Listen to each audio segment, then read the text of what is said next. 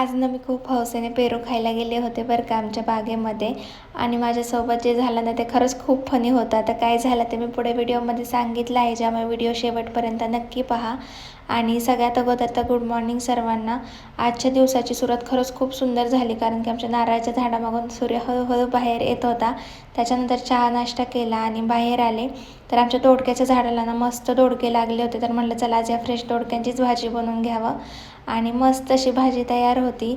स्वयंपाक झाला होता, काम आवरलं होतं आणि त्याच्यानंतर बाहेर आले तर स्वीटीचे पिल्लं आता खूप मोठे झालेत आणि ते हळूहळू बाहेरसुद्धा यायला लागले आहेत. आणि मस्त असे पाण्यामध्ये खेळत होते ते. आणि त्याच्यानंतर शेतात चालले होते आमच्या.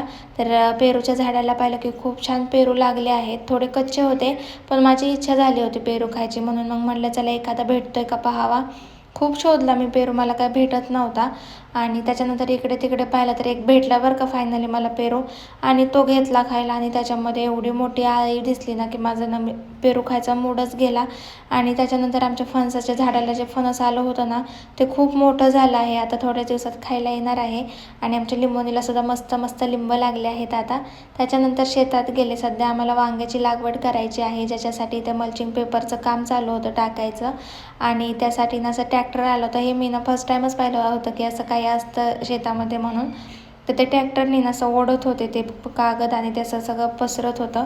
तर मस्त वाटत होतं पाहायला. आणि त्याच्यानंतर सगळं झालं होतं, घरी आले मग रात्री मस्त लाडूने आणि मी देवपूजा केली. तर एवढंच होतं आजच्यासाठी. आजचा ब्लॉग आवडला असेल तर लाईक करा, फॉलो करा. आणि आणि जर यूट्यूब चॅनलला सबस्क्राईब केलं नसेल अजून तर सबस्क्राईब करून घ्या.